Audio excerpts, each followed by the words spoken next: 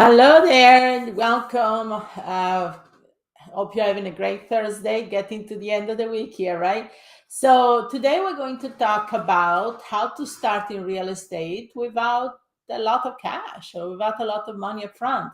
So, there is a lot of strategies here to do that. And, we're going to talk about the subject too, but I want to give you a little bit more of a story or history behind that. So, yeah, and by the way, make sure you stay here until the end of the live because we are going to have a raffle here in a few minutes. And we have some really great books and amazing things that will go into how to invest in real estate without a lot of money. So, when I started looking into real estate investing back in the 80s, I was a young college student and I got my real estate license in Hawaii as an agent because I wanted to have some money to pay for college. But the other thing is, I was intrigued in about the non-conventional ways of investing in real estate, being creative, right? I've always been able, and I love to think outside the box. So, with that said, I went ahead and what I did is basically started getting a lot of information, late night infomercials. Some of you might know Dave Del Dotto, Cartoon Sheets, Russ Whitney.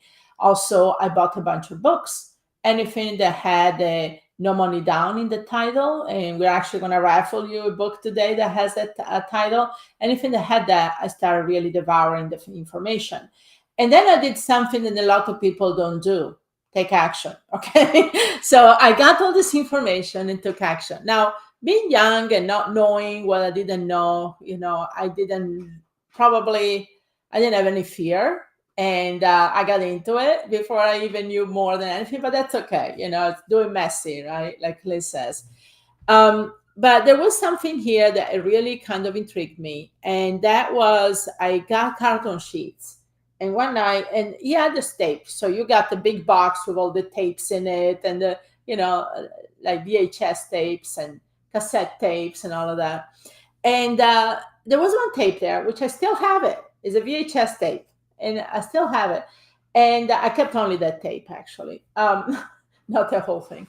But it says something about quick start action plan, something like that. And of course, he was pitching his coaching program and all of that in the beginning and at the end. But the middle part is what really got me hooked into doing this. So it showed him at the kitchen table and with one of those phones with the long cords attached to the wall. Some of you might remember those. So it's a kitchen table with the Sunday paper, and what he was going through the Sunday paper, and he was circling anything that said for rent, for sale by owner, things of that nature, and he would call these people up, and he would have just have one simple question, and he would say to them, "Hey, I saw that you wanted to sell your property. Or, I'm sorry, you want to rent your property. Do you think you will consider selling it in the future?" And if he said yes, then he would have a conversation around, what it would look like. Why don't you want to sell it now? Whatever reason. Well, I will be interested in renting it from you. And then, so he will call a bunch of people from the Sunday paper. Then he will make his list, and then he will go out in the field and go look at these properties and then talk. And what he was structuring is a lease option to buy, right? So he will structure this lease option to buy.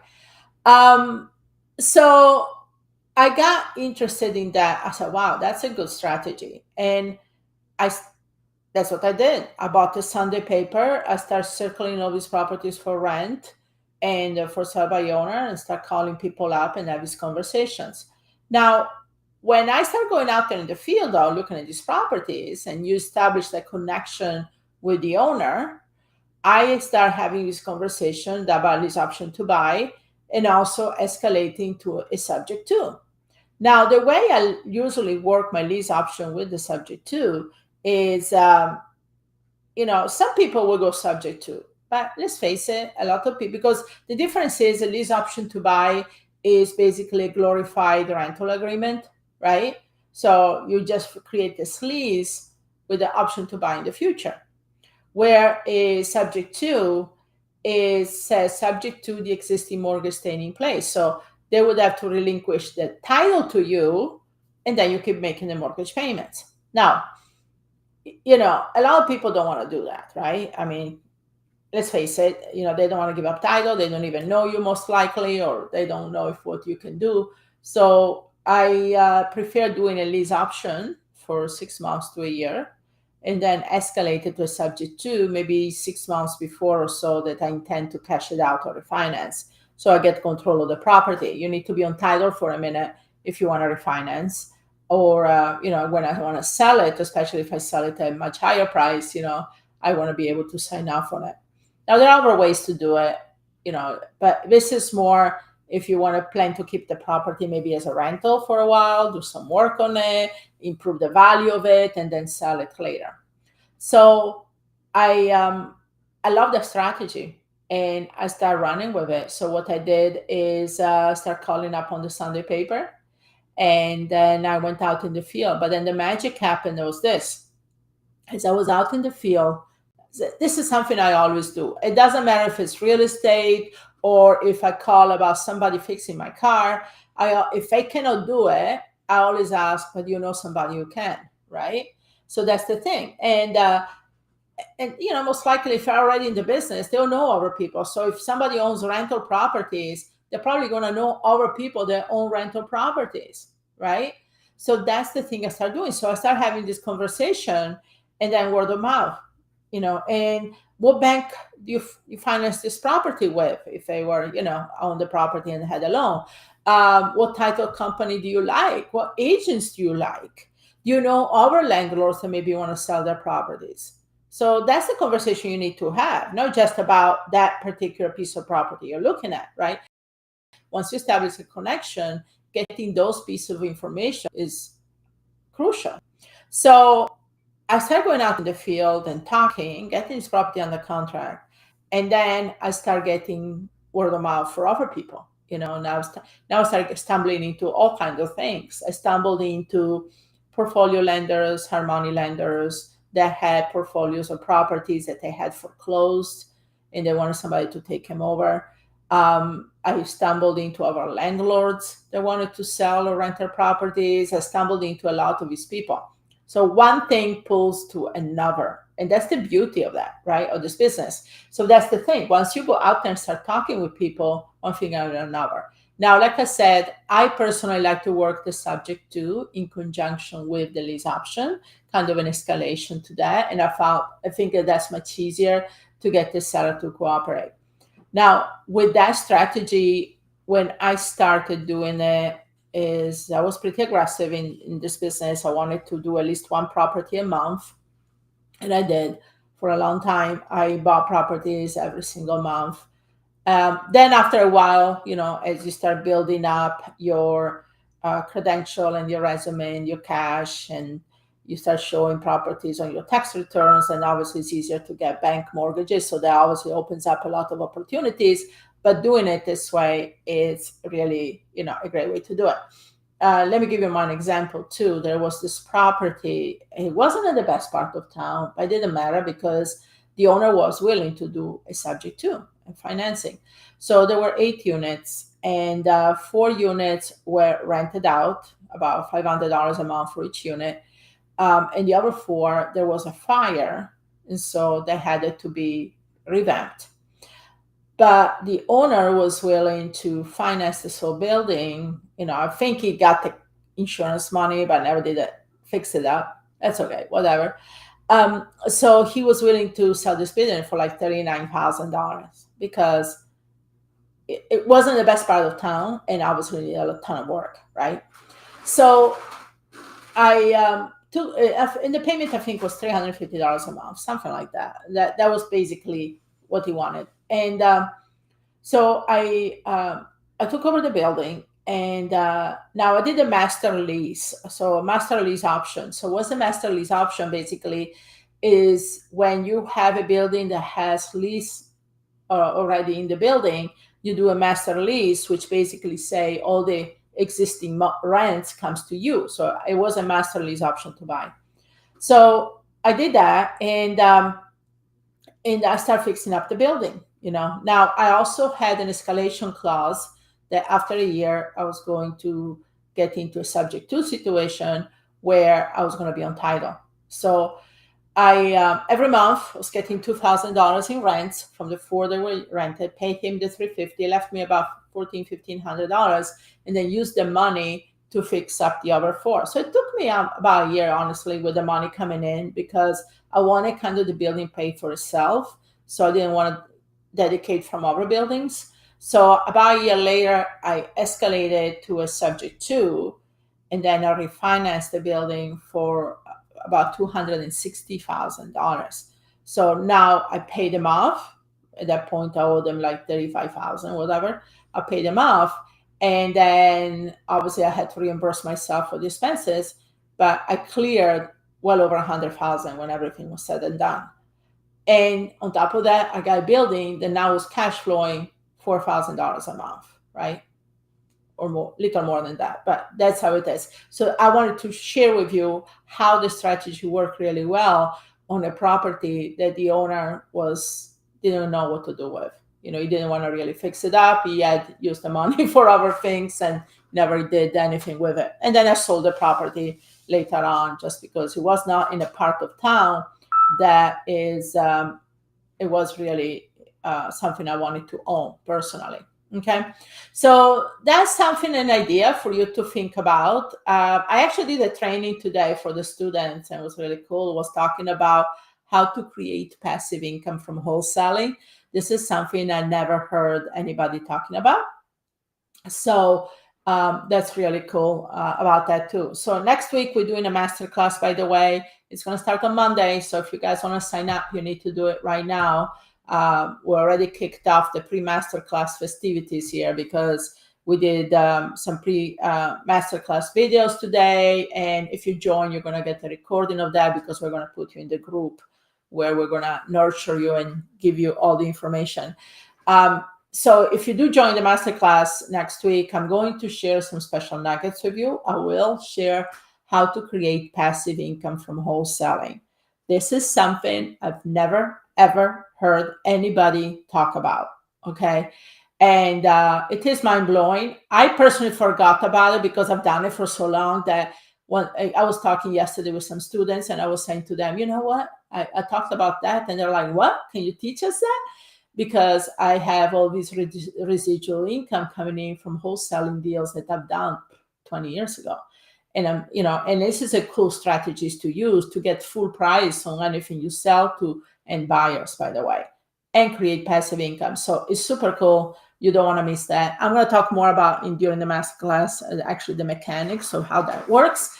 And the masterclass, guys, is going to cost only $7. I mean, if you forego a Starbucks one day next week, that's going to pay for the whole masterclass. And we're going to go into wholesaling, buy and hold, fix and flip, raising money, and some of my golden nuggets. Actually, Liz bought me a golden nugget here. You see in the back next to the book.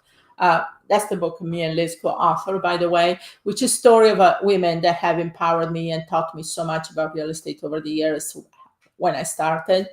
So that's all in that book. But the golden nugget next to it, I'm going to share with you next week. So this golden nugget I share with you today was about how to get into properties using subject to and lease options and a combination of.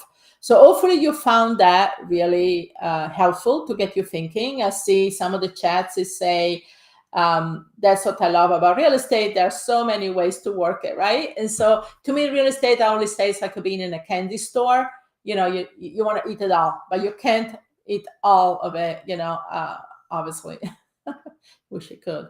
But okay, great. So now let's talk about how you find these people to do with subject to lease options. And a lot of them, like I said, you can find people that are already renting out properties, a lot of tired landlords, also people that are I found a lot of them that are going into, they don't want to go into foreclosure. They don't want to go into doing a short sales. Maybe they own too much for the property right now. They cannot really sell it, but they don't want to do a short sale because they don't want to tarnish their credit. So that's where subject to work really well. Okay. And so they're out there. They're out there all the time. We have one of our students She actually owns over 70 rental properties, and none of them with bank financing. She used a combination of just strategy I just talked about, which is lease option is subject to, and then straight out owner financing if I don't have a mortgage on the property. So yes, it's absolutely doable and possible even in today's market. Okay. The thing is, it's a lot of time. I think we have the wrong expectations. You think like, takes money to make money, or I'm not in a situation right now, credit wise, whatever. I had one student, she actually filed for bankruptcy. In the following year, she got 9 properties doing the strategy. So it has nothing to do with your credit situation or your income. Where there is a will, there is a way. I totally believe that.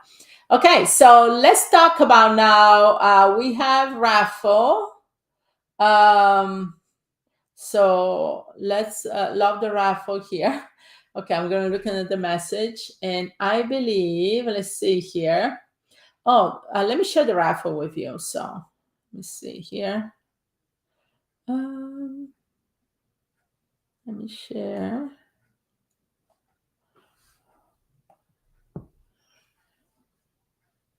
Okay, I'm sorry, guys. I'm not the best in doing this stuff. Okay.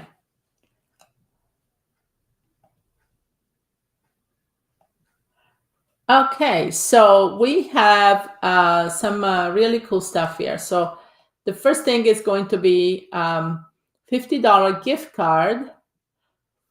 And also, we're going to give you the book on investing in real estate with no and low money down. Remember what I said, that I pretty much went out there and come up with any book I could get my hands off that had no money down and stuff. It's always good reading. I love this book. I still read them to this day. If I see something that has that in the title, to me, it's a given. Okay, I have to read it because it gets you to think outside the box, right? It gets you to think outside the box, and that's what you need to do in this business. And then also, it's going to homes, and then there is the gift card there from Home Sweet Home, and you can use it in different places. So great choice, team. Okay. So the winner is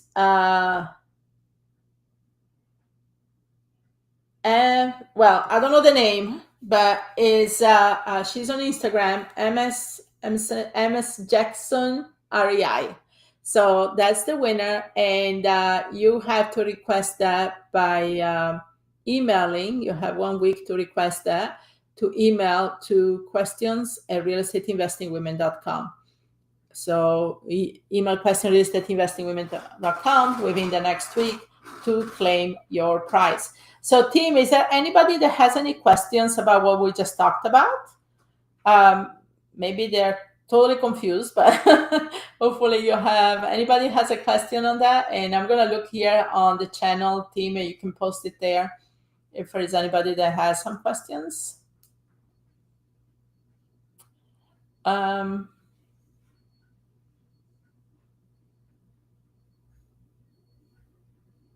Okay, not any questions. Like I said, don't forget to sign up for the masterclass, because this was one golden nugget, but we're going to share some other ones here in the masterclass.